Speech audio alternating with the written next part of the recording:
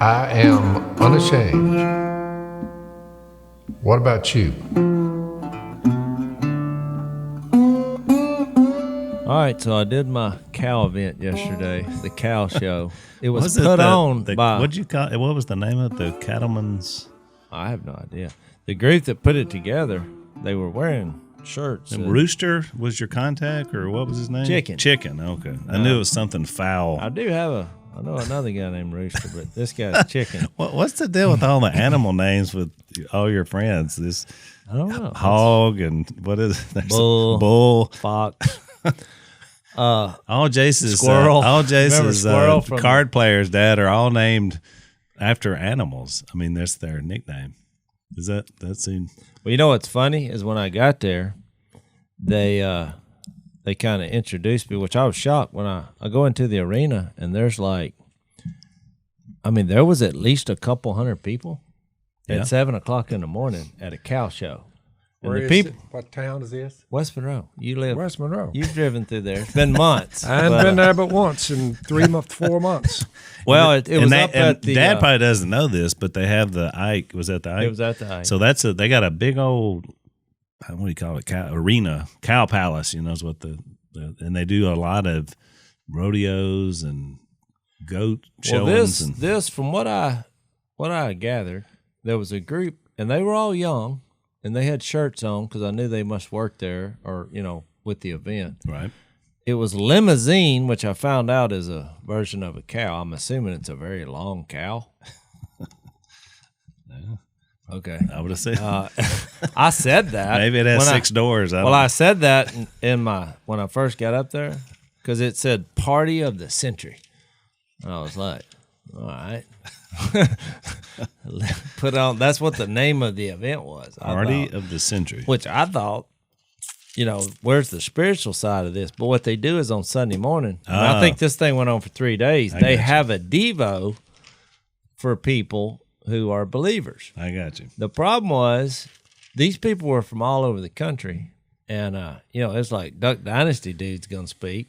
So the Devo expanded beyond just they come out of the woodwork. Right. But here's what I found fascinating: nobody had a mask on, and people were shaking hands. I mean, as soon as I walked in, they stuck their hand out, and I thought, well, here we go. This is my first person that's extended a hand to me because I hadn't been in an event since pre-coronavirus. And you were not big on handshakes way before coronavirus. Oh yeah, I was. You've been known for that.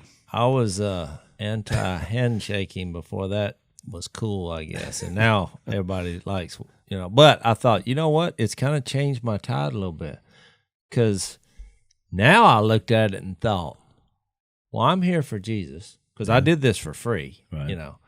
My farm animal friend invited me, and I thought, okay, because at 1 Peter 3:15, that was the first thing I said. I said, you're probably wondering why I'm here because although I eat cows, I'm not interested in sitting in the stands and looking at them for any reason. But it's okay if you do. Yeah. So that was kind of my bit, which nobody laughed. I said, that was kind of a joke. And then they laughed. Don't be bad-mouthing a cow. Yeah, hey. So I said, you know what? I'm not going to use the fattened calf line because. So I get up there and they. Woo, that's good. Man. Coronavirus. Bless you. So I get up there and they kind of introduced me and they thanked the guy's name who asked me, which I didn't know who that was. And I was like, and then when I got up there, it hit me. I was like, you know what? I didn't even know his name was Kevin. I said, I didn't even know that was Kevin's name. I thought he was Chicken. What's funny is after the event, everybody started calling him Chicken. And so it was cool. And it was funny to me that Chicken set up the cow event. It's like this could be a Chick-fil-A ad. Yeah. This whole thing. So what was your thrust? The reverse of it. Well, the excitement between me shaking everybody's hand. So you shook pictures, the hands. I shook the hand. Look, and I just squeezed. Yeah. I hugged. We took pictures, we rallied the troops. Now, a lot of people now. Are we 6 feet apart right now? So he went up there and shook hands with the Cowboys thinking, well. He's brought it right I will into say our this. podcast central here. Most of the people there were young. I will say that. But there wasn't nobody worried about, contamination. These people were not worried about that. So I gave them something that I think removes the fear of catching the coronavirus, which is Jesus. Yep. I introduced Jesus very passionately because I was kind of moved and excited about the size of the crowd.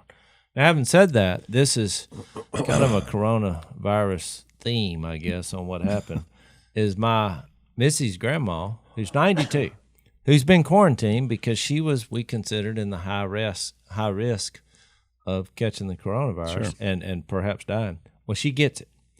And as soon as I get the news, my first thought was, now here's a woman who is in a house, who has been quarantined, who wears a mask the entire time. And she gets it. And she gets it. You cannot be any more quarantined than this woman. Yep. And she gets it. Yep. So I'm like, she's seen nobody. That's why And she wouldn't even see Missy and the family. That's why even the experts, the word would be consternation. They have consternation about how does this thing exactly get to these old people? What? Because they keep coming up with weird, theories. They keep coming up with theories. So you got a mask. She's on the quarantine. And somebody gave it to her. And here's where I'm going to apologize because I made a mistake. When I heard that, I thought, well, you might as well plan the funeral. She's 92. Right. She just recovered over breaking her neck, which was the 6 months she fell. And I'm like, now she's got the coronavirus. Well, that's all of that. Well, they take her to the hospital because her daughter found her, which is, the girl that works for me. And she was just laying on her floor, couldn't get up, they didn't know what was wrong with her. Well, she takes her to the hospital where she got the coronavirus. So she was just, a day later, the doctors, this is their term, said she has miraculously is showing no signs of this and is getting better.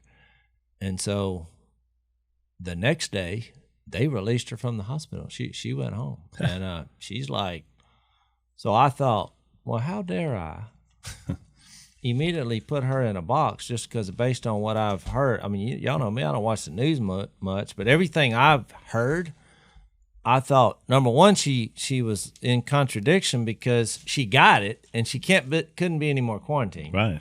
And now I was giving her a death sentence, and I guess God said, not today.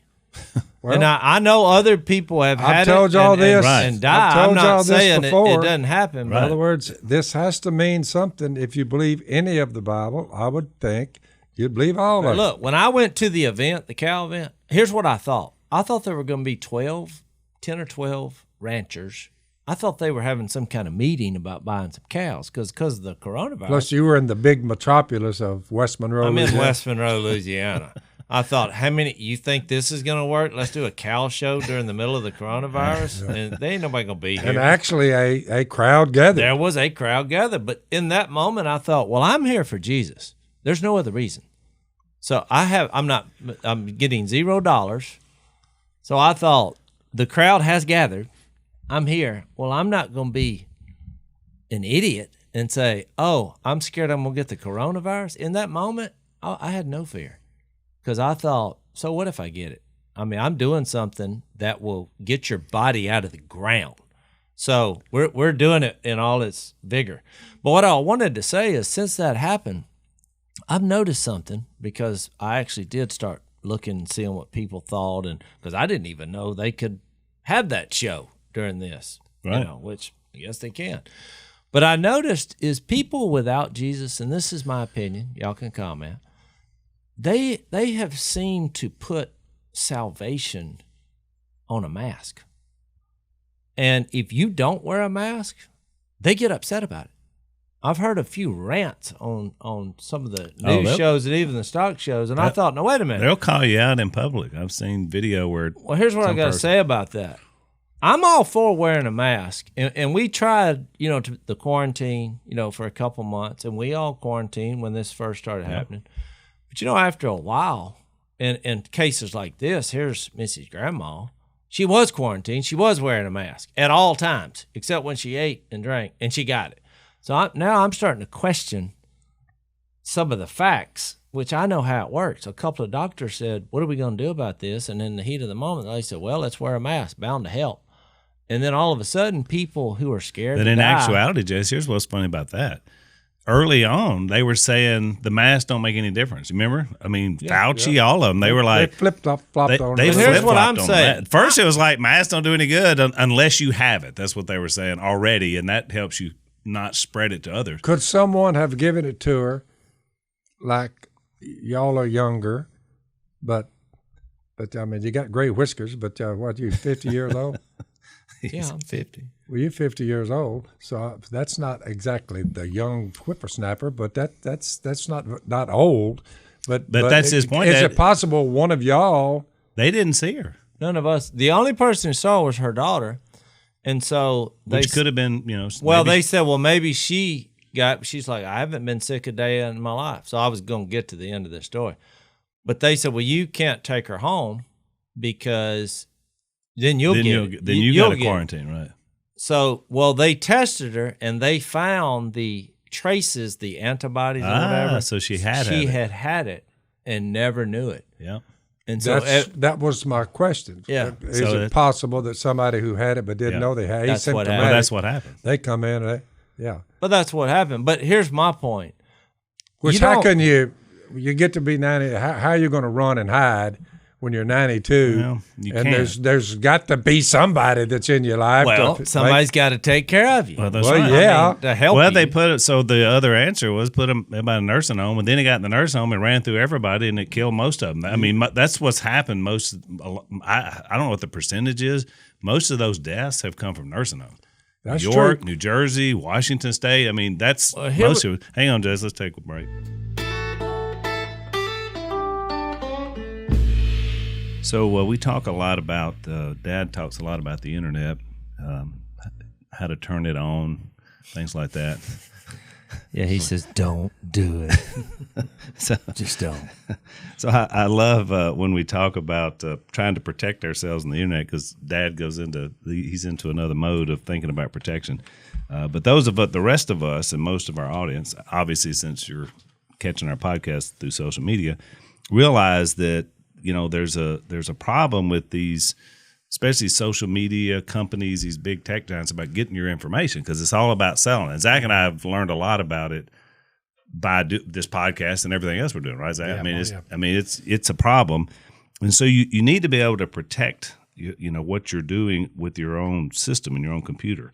And so we had a great sponsor, ExpressVPN, which, Dad, do you know what a VPN is yet? Did you? Never heard of it. Well, Tell me, I don't know what it is. You've heard of it because we've done the ad a few times, but it's a virtual private network. So right. that's what the VPN, Virtual private network. So it basically privatizes. But wouldn't it be private if it was virtual? Not necessarily. No. Not necessarily. So they have a virtual private network. Oh, so they're making the virtual It's private. a protection. It's got it. protection for your. It basically encrypts your data to protect you from hackers. Because knowledge is power. Right. Information provides an I know you're going to informant. find this as a shocker, Dad, but there's a lot of bad guys on the internet. There's a lot of bad guys. So how do they sign up for this? I've heard that, and I tend to believe it. It was true. So ExpressVPN, their software takes about 1 minute to set up on your computer, your phone. You tap one button, and basically you're protected. So it's very easy. Give these guys a look. I can guarantee it's going to help you. ExpressVPN.com/Phil, which always makes me laugh. ExpressVPN.com/Phil. You go there now, you can get 3 months free, which is great, of protection. So it saves you some money. ExpressVPN.com/Phil. Protect your data. Here was the point I wanted to make. I'm all for wearing masks. If you want to wear a mask, wear it. If it might help. If it even great. makes you feel better, yeah. However, if people choose not to at this stage, once we've been through this for months, then you don't need to get riled up about that. They're exercising their choice. A lot of people who are in Jesus, like us, I feel like that trumps whatever my concerns are about getting the coronavirus. Because I was in that situation. Do you think I'm going to go to the cow show and say, oh, I got to leave, there's too many people here? I was going to introduce Jesus to you so you can live forever. But guess what? I might get the coronavirus. I'm going to leave. Heck no. Right. I said, come on in here. You want a party of the century? I'll give you a party of the century. I'm going to give you a party of the eternal century. That was one of my lines. I said, when Jesus comes back, don't miss this. But here's what I wanted to say. Party for unbelievers, they would listen to us and they would say, oh, yeah, some guy, some old raggedy-looking dude went back to Psalms 91 3,500 years before Jesus even showed up, and he's saying that God's going to protect you if there's a pandemic or a virus. My answer to that is, where could you find writings that were that old discussing what we are now seeing in 2,020 years since Jesus showed up? It's a fair point. A COVID-19 virus. And I just gave you Psalm 91. I didn't get into all the rest of them, but you say there's a lot of verses that mention it, and they all say that God can use these type things to punish the wicked. And he always says, but I'll protect you. Think about Pharaoh and what he did to him in the books of Exodus, one plague after another. But I'm not sure that's what's going on, but it may be. Me either. But all I'm saying is But I know one thing. It's something that you can't see. It is a killer, and you can't smell it, touch it, see it, taste, unless you've got a electron microscope. Okay, we see it, but 99% of the human race, they have no idea where it is, what it is. It's kind of like saying, well, how could you believe in God if you've never seen him, can't taste him, can't touch him, if he'd show me something, you just have his word. How could you trust in somebody like that? I said, I see the results of a pandemic, death, and I see the results of behavior with people who don't know God and the people who do. So I can kind of spot him when I see people who love each other and they love him and they pray to God and they're kind and they're gentle I'm like, I can see the results of both. I have your answer. Some people put salvation in a mask. That's why they get so angry if somebody else is not wearing it, because their salvation is in a mask. And then some put salvation in Jesus. They may occasionally wear a mask because they don't want to, if they don't want to give the coronavirus. That's where I'm at. If I went into a nursing home, I'd put a mask on because for obvious reasons. Right. But just in my normal walk of life, my salvation is Jesus. I've tried to help out, but people getting angry over that to me is inconsistent, because the same principle is like, the number one killer on the roads is car wrecks. Right. So that means we all need to walk. What's the most oft quoted thing? What did Jesus say? Somebody researched this more times than any other thing. Do not be afraid. Do not be afraid. Fear not. You read that, and to Jase's point, when you look at that, this is either real or it's not, Al. So basically, at the end of the day, that's all you got. We remember early on when this all first started, and to Jase's point, it's just getting a media hysteria about this thing from day one. But I remember the phrase early on, they kept saying, trust the science, trust the science, trust the experts. So to your point, Jase, a lot of people put their salvation in Fauci, in this group of doctors that got together.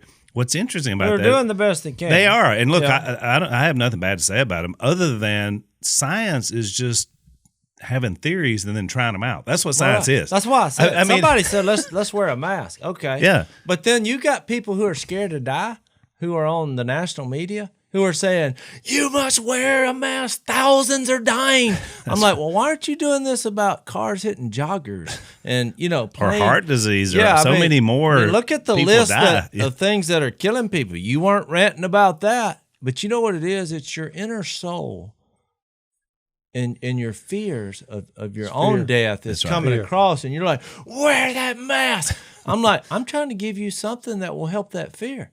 You know, what made me, the verse that popped into my head is the one 2 Corinthians 3 where it says, with unveiled faces we reflect God's glory. I'm like, no, we're not wearing a mask because Jesus, deep down, that, you know, in the context of 2 Corinthians 3, is the reflection of our lives. Will we wear this little white mask, you know, and try to you know, to keep someone from getting sick? Yeah, in the short term. After a while, I'm like, you know what? I'm not sure anybody knows what the heck's going on with this thing. Because there's actually more cases now than there was before. But there's less people dying. So it's just been a classic case of trial and error. That's what the whole thing's really been about. And then everybody's going to find somebody to blame through the process. But you're right. I don't know. Did you see my sermon yesterday? Have you watched it? I watched it. So at the end of the sermon, I was talking about that because I keep hearing people say, 2020 is the worst year ever. You know, we got this pandemic. We've had these race riots. Yeah. All these different things. There have been a lot of riots in the country. Oh, what I said was 20. I mean, you know, the worst years of my life is when I wasn't following Jesus or Lisa wasn't. And our lives fell apart because I was thinking about me and myself and my selfishness. I mean, you know, pandemics or anything else, if you got your hope in Christ, you're rocking and rolling. I mean, we made a decision to keep doing this podcast, to keep coming down here. I mean, you've totally self-quarantined, but we come down twice a week. Yep. If we'd have had it, you'd have got it. And maybe we all had it. But I was under self-imposed quarantine before the pandemic. You are the pioneer of social distancing.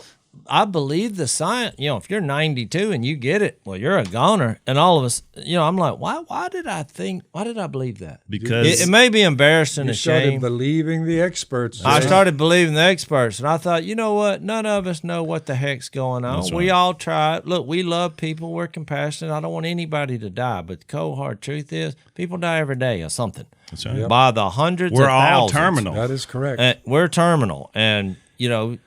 That's why what we have not for the resurrection, I would fear death and the pandemic because of the resurrection. Fear it. I would be terrified. Oh, because of the resurrection, I'm like, well, if it's my time to pass on, pandemic or no pandemic, car wreck, gunshot, cottonmouth, alligator. You know, there's a lot of ways you can go. I mean, look, haven't said you all face this. more dangers than coronavirus every day you go to the property. I was up at daylight this morning. We're trying to rotor a 36-inch pipe that the beavers have filled up. Oh, you're back on that now. With a tree, a jagged tree, and you did it this time. Rotor did not work.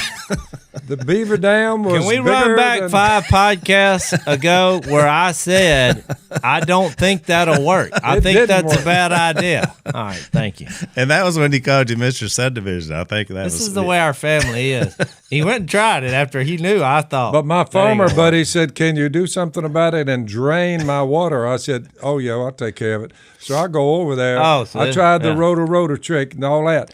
But finally I said, call my farmer buddy up and explain to him, we can get the water out off his hole. There's a lot of water. Jase saw it back in the winter. Yeah. Well, so I said, get out there with that Traco red and cut that levee. Cut you about a trench. So that we're going to drain it, but we're going to cut the levee. But that's back to your dynamite. We're back to dynamite.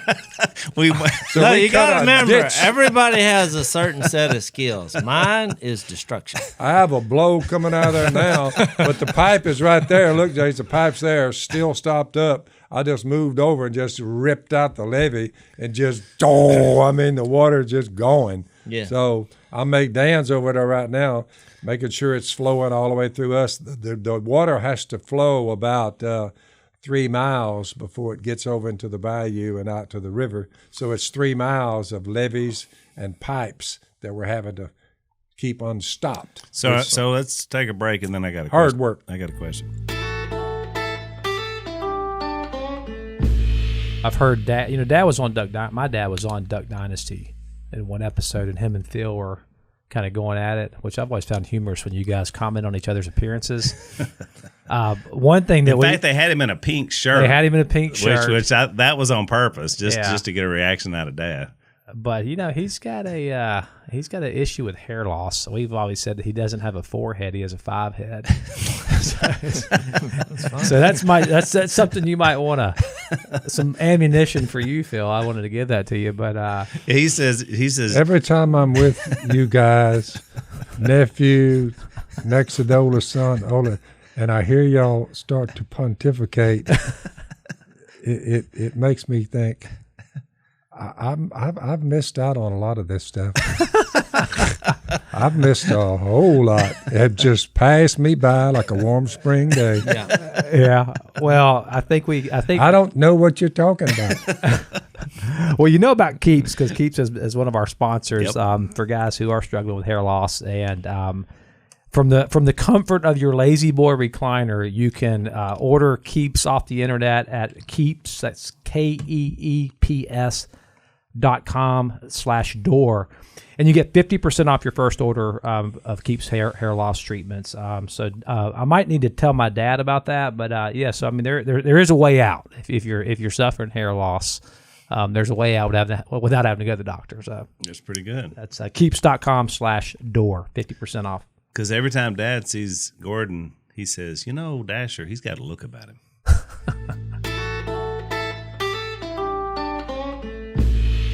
So we're getting a lot of emails, Dad. So I want you to explain again to the audience, because I think we're already doing this.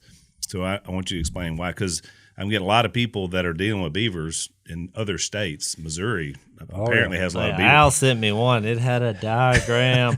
I mean, it looked like a city where no beavers were allowed. They created a small... There are other people in this battle, just so you know. There are Beaver Wars going on. There's a lot of wars. Which I'm saying, forget all this. It's nationwide. So blow it up and start over. The Beaver Wars are actually... trumps way more than the people running around shooting, burning, and looting. The beavers are causing that much trouble. So here's furry animals. So they're all suggesting you put the grate on your pipe to keep them out of there. So explain. We're already doing that, right? But why were there no grates? Last year I went in there, got the pipe unstopped, put a grate in front of it, so no way they could put mud up in that pipe. I had a grating there. Yep. I said that's what most people have suggested you do. So guess what my farmer buddy did? He goes down there, and they look over at the pipe with the grating on it, and all that mud and sticks pile up this side of that grating. That's the way it works. None of it got in the pipe. So they said, what idiot, that Robertson guy, what idiot put a grating here? Look at all that mud and sticks we got to move. Oh, so they thought you were holding it all back. They thought, well, that's why don't you just take the grating off and it'll all go through the pipe. What they don't understand is the reason you got the grating is so that you can easily take a track hoe with 2 licks and all that mud's gone. Right. Open your grating up and the water just goes right on out. But they moved it, throwed it over. I ran up on it this morning. I felt something on my feet, and I said, that feels like that wire. I got digging around down, and then I come up with the grating. I said, this is all they needed. And there's the pipe right there, stopped up. Yep. I made sure I had a grating there. They took it off and said, no, they're piling up too much mud against that grating. I said, that's the point. So they didn't understand the beaver. They didn't understand the battle you've been in. Didn't understand it. They missed it. They missed it. So for all of you that have been emailing me, now you know the answer to that. I thought that we did it, and then I did, but I didn't understand why it wasn't on there. So now we know. Some idiot farmer that had no problem. He's not an idiot. He's my neighbor. Oh, and they okay. asked me to do it, but somebody was not using their head when they said, take the grating off. Because now he's not an idiot. He's my neighbor. We ran He just wasn't using his head. Well, he may be listening to this and feels offended. You're supposed to love your neighbor. Well, we had a 15-foot tree that we ran up in there with a track hoe, and we're pulling it with a track hoe. We'd bring it back. We'd do it again. 15 foot up in that pipe and didn't break it loose. So that thing is so packed, we don't know how far the packing goes. So whether they did the whole thing or what. Yeah. But which is why I'm back to blowing it up. Well, now you find out you want to get it out of there, just cut the levee, and then you'll just fix it once it's all gone, right? We're going to cut the levee, and then we'll decide how and explosives. You got to start over. Yeah. I mean, somebody's got to go in there and try to figure out how to get tons of sticks and logs and mud out of a pipe. Out of a 36-inch pipe. It's about 40 foot, 50 foot long.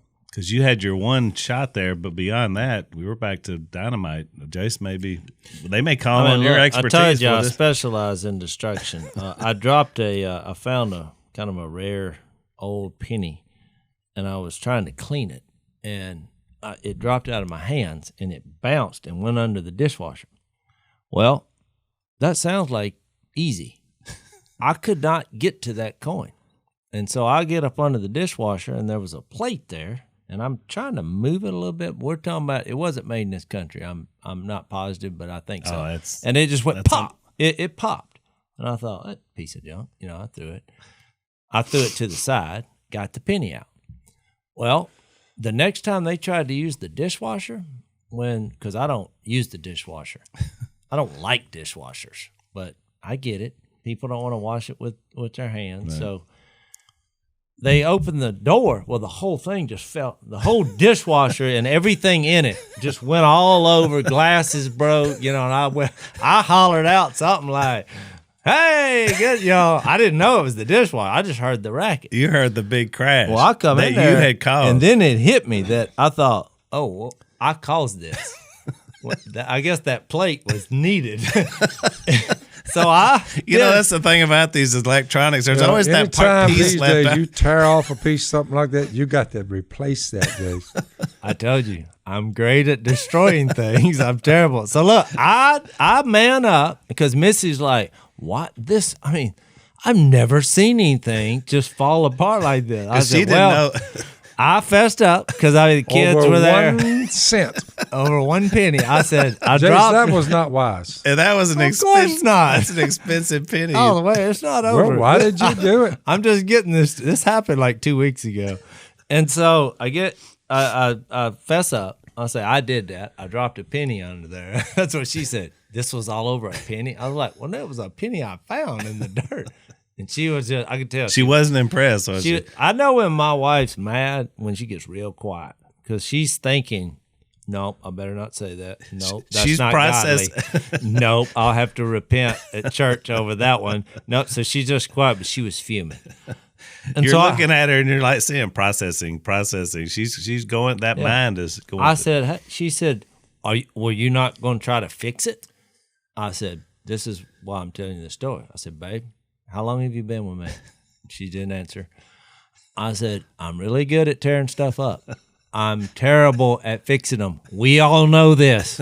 Why would I try to fix it? I'm not good at that. I'm just going to make it worse. I thought that was just a plate to make it look nice.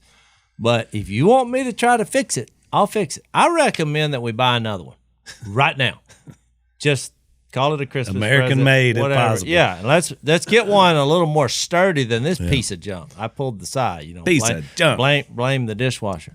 And she said, well, I think you ought to at least try since you broke it. I said, fair point.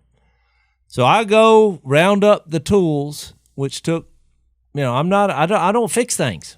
So I'm looking for any kind of tool that I think would work. Well, none of the screwdrivers or none of the Allen wrenches would fit what I needed. So I ripped that thing off and thought, let me just start over redneck style. And what I wound up doing is I went and got 2 cinder blocks that I dropped on the ground and busted. And I just built a foundation in the front of it. And look, it actually works. The door opens. I thought everybody would be happy. So she goes in there and is like, why are all those bricks under the dishwasher? I said, because that's what it took to fix it. She said, we can't use that. I said, no. I said, look, that's it. I opened the door and I said, look, it's fixed 100%. She said, but you can see the broken bricks under it. I was like, but they're serving a purpose. It doesn't matter. Oh, it matters. I said, when somebody sees that, it matters. I said, when somebody sees that, you send them in there to me because I'm going to say, that's how you fix something. And it works. You take, it's kind of MacGyver style, take a bunch of bricks. Because that plate was holding that dishwasher because they want it to move around so to wash the dishes. Well, I just got it where it can't fall over. Door opens, everything's fine. Yeah. But it's 7 or 8 pieces of cinder block there. No problem. Yeah. Brick fix, but it is a problem. Let's take another break. So one of the things that I'd say is one of our most enjoyable experiences here in the Unashamed Podcast Command Center is that we get to drink our Black Rifle coffee while we're doing it, because coffee just makes everything a little better, wouldn't you say? I mean, that's the idea of the show, is we were coming together to drink coffee. Yeah. But why not let's just let everybody in on the conversation? That's right, and pontificate a little on the Bible. Because we would be drinking coffee. Deep in the jungles of Colombia, one of them little old Indians walked up there, a little Colombian, and said, I wonder if you took these berries, you eat one, I'll watch you and see what happens. And they ate it, said, it's got flavor to it. I So thought they were what if you beans. put hot water, put cold water, put something on it, and that may be something we can drink. Black Rifle was Somebody had to try it, you know? guess. I guess so. Well, It caught on. all I know is, however it started, Black Rifle, the guys at Black Rifle have figured out how to do it very well. These guys are veteran-owned company, so they love America. We like that about them. They call it Freedom Filled Coffee, which I like that too. So anyway, here's how you can wake up to America's coffee. BlackRifleCoffee.com/offensive. I like that. Like, I guess it's like an You offensive. don't like that, Phil. Black- Oh, a different kind of Yeah, offensive. like we're on the offensive, Okay. I think. Or maybe we're just being offensive. BlackRifle.com/offensive. You enter the discount code offensive. You get 20% off your first order of any of the products, including what we're a part of, and that's the Black Rifle Coffee Club, where they just send it to us. I like it just shows up. We just sent some to Dad as well. That may be the only club you're a member of. Yeah, you're in the Black Rifle Coffee I'm not Club. remember many of them. There you go. It's pretty good. So check them out. So what you got today, Al? Well, before we get to that, I tell you what. Let me give you this question that we got. I thought it was pretty good from a 20-year-old in Florida, a student. He said, and I thought this was really interesting, and I figure a lot of people are struggle with this, so this is a great question. It says, I understand that through Christ, my sins are forgiven, but still my past mistakes weigh me down. How do you deal with, and this is a phrase to use, self-forgiveness? With all the people I've hurt that are still hurting from the terrible things I've said and done, I struggle with the ability to move on from my sins. Then he says, I'm pursuing youth ministry, and this is a struggle I'd like to get over so that when I stand in front of kids, I can be authentic. So he's wanting to go in and help folks in ministry, but he's basically dealing with the past of. But even mistakes that, and and in that. our culture now, that's everyone has that struggle. You know, you even see it with all the social injustice that we have, and people are fighting, and it's just tough to get rid of what's happened in the past. You just, as human beings on this ball called Earth, floating through space, and you get all this baggage, and so people are like, well, I can't, like this guy, I can't help these young people because if they knew what I've been doing, or what people I'd hurt. yeah. But that's Well, why a good lesson. Somebody either he missed it or he didn't find it on his own. Ephesians 4:17 and following. You can't live like the Gentiles do. There. What's his name? It didn't have a name. All right. Florida. We'll call him Florida. Florida. You can't live like the Gentiles do in the futility of their thinking. They're darkened in their understanding, separated from the life of God because of the ignorance that's in them due to the hardening of their hearts. Ephesians 4. Ephesians 4. So he goes on to talk about people giving over that. You, however, did not come to know Christ that way. Here's what you should have been taught, and if it wasn't taught to you, we're doing it today. Surely you heard of him and were taught in him in accordance with the truth that's in Jesus. You were taught, and evidently you missed this, with regard to your former way of life. Because he said, my former way of life is still getting in the way with my life in Jesus. It's an overlap. To put off your old self, get it in the rearview mirror, dude, which is being corrupted and by its deceitful desire. And it starts right here, to be made new in the attitude of your minds. He just hasn't come to a clear, precise decision to take a knife, spiritual knife, and cut the past off, look forward. Put on the new self. The old you has got to go, and you're still struggling with him. But your new self is created to be like God in true righteousness and holiness. And by the way, Mr. Florida, that starts after that. Put off falsehood, speak truthfully to your neighbor. In your anger, don't sin. Don't go to bed if you're still angry. If you're a thief, you can't do that anymore. And work with your hands. Don't let any unwholesome talk come out of your mouth, but make sure that whatever you say benefits those who listen. Get rid of all bitterness, rage, brawling, slander, all the things that are plaguing you. Exchange that. You put off the bad things and you add the new ones. Be kind and compassionate to one another, forgiving each other, just as Christ forgave you. Imitate God. Not even a hint, man. If this was one of your sins of sexual immorality, any kind of impurity or greed, nor should you be obscenity, no foolish talk. All these things that you did before you came to know Jesus, you got to put them off and add the new. Take the old off, add the new. Take the old off, add the new.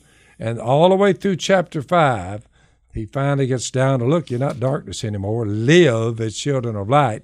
Therefore, you got to remember, it's a journey. You're not going to do it in 24 hours.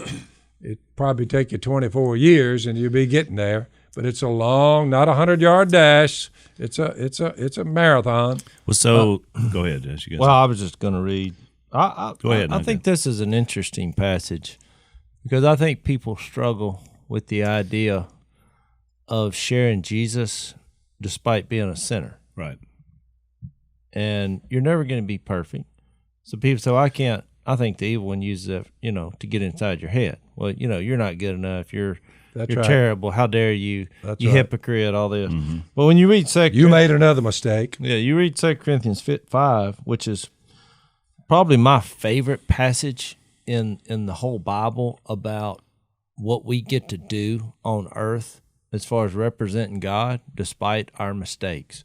But I think it's really good. It says, chapter 5, verse 16, so from now on we regard no one from a worldly point of view, which I think that's where this kind of view is coming from, which is you've sinned, therefore you're disqualified to ever talk about something good or righteous. Which, to your point earlier, you're right. That's happening at a national level because you say, well, George Washington was a slave owner, therefore we got to tear all his statues down. We can't look at pictures of him, blah, blah, blah. Yeah. Run it all the way out. We found a mistake he made. We found a mistake he made. Instead of saying, this was the guy that defeated the army where we founded the nation. I mean, look, did he have some problems? Yeah, but what I'm saying is if any one sin defines your legacy for hundreds and thousands of years, we're all in trouble. The people that are removing the statues of the men that made mistakes in the past, all of them in modern day America and in the streets of America saying, we're going to hold this against you the rest of our life. They're all sinners too. Everybody I'm watching them sin. Right. But I understand from their perspective, if I was black, I would, and that happened. I understand, but to me, there's ways to go about it. That's why we get to vote, and and if you get somebody in there who legally says remove the statue, or move it someplace. That's right. Yeah, it I could care less. It happens all the time. The only time I rear up is when they lump Jesus in that. They're like, no crosses, no statues of anything. I'm like, no, if we're gonna have one, that's a good. He didn't have any mistakes, so there you go. That he's okay. But if we don't want to have any statues of any person because of the mistakes they made, okay, tear them all down. But let's do it legally. Don't break the law. Elect law people who will make that. I mean, that's all I'm saying. Yeah. Don't just say, well, to heck with that. Let's go get in a rig. Because once you allow that. Well, it becomes dangerous. Well, sure. Then it's like, well, I don't like your dishwasher on brick, so I'm just going to come in and burn your house down. I mean, where does it end? Never ends. Once you start in the open. You have a process. That's why we have a free country. And I do sympathize. That was terrible. Yeah, people shouldn't own other people because of their skin color. Think about it, Al. Terrible. The greatest healer in all of this, the greatest healer of them all is being able to forgive somebody. That's it. You just say, It's a bad move, but you know what? I don't hear anybody. Well, what I'm saying is, I'm not even evil for against evil. tearing down the statues, but I'm for doing it in a way that we've set up our country, which is you elect people who can make those decisions. Because statues to me, what is that really going to do? Or anyway? flags. Mississippi's doing that. They're the last flag that has a Confederate symbol, where they're going through the process legally, their legislature and their governor, to do something about it. Whether you agree with that or not, the process is how we're. The founded. process is where I have the problem with. I mean, because I got all my hope in Jesus anyway, Right. and in the grand scheme of things, that was in the past. What's that mean about you moving forward? You know, and that's what I'm getting at here. Go ahead. It says, though we once regarded Christ in this way, because they did, they just thought he was some guy from Galilee, which is what we've been studying. Now, here's the key phrase for this question. Therefore, if anyone is in Christ, he is a new creation. The old has gone. The new has come. Now, whether you believe that or not, I just read it to you. That happened. You are a new creation. You may have to get up and tell yourself that every morning. This would be a good verse to read every morning for a month. And then I guarantee you'd say, well, maybe God can use me. Because watch what he goes to from there. All this is from God, who brought us or reconciled us to himself through Christ and gave us the ministry of reconciliation. So he gave us this ministry of bringing people to God, even though he just said, you have an old self. I get it. And you will do things that are wrong now. But he didn't nullify you and say you're disqualified. He said the opposite. The Apostle Paul had to get over being a blasphemer, a persecutor, a murderer of Christians. He was a terrorist. And God picked him to do most of the New Testament, to write it. So this Well, Paul wrote our this. Our Florida man needs to realize. I want to finish reading this because we're almost out of time. But then Paul said that God was reconciling the world to himself in Christ. Now, you talking about an injustice? There's an injustice that God, the Creator, would say, I want all of you.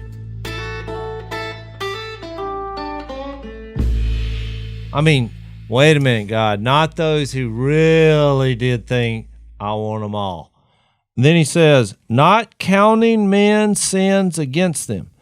And he's committed us the message of reconciliation. This is what I love. We are therefore Christ's ambassadors. Yep. We publicly, that's what an ambassador does. He publicly represents the creator of the universe. Right. And then it says, as though God were making his appeal through us. Now, then he kind of gets into what his question was, the practical parts of it. We implore you on Christ's behalf, be reconciled to God. Now, if you're not reconciled with God, you're not going to be able to help somebody else be reconciled with God. And then he says, again, how this happens.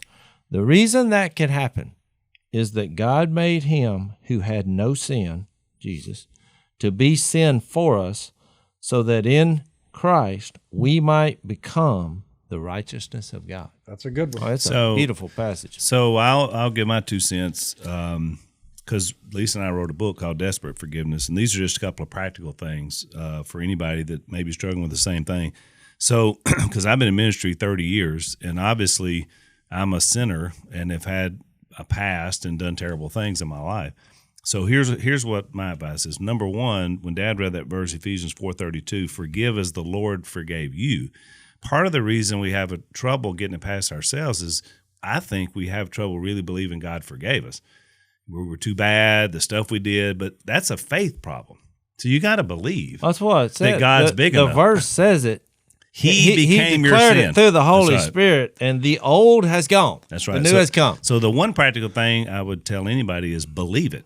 Believe you're forgiven, and then that allows you to forgive other people. He needs to remember that Romans 4, blessed is the man whose transgressions are forgiven, Right.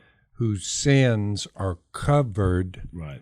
and blessed is the man whose sin the Lord will never count against him. That's what Jase was talking about. Second thing, practical advice I would give anybody going into ministry is be transparent.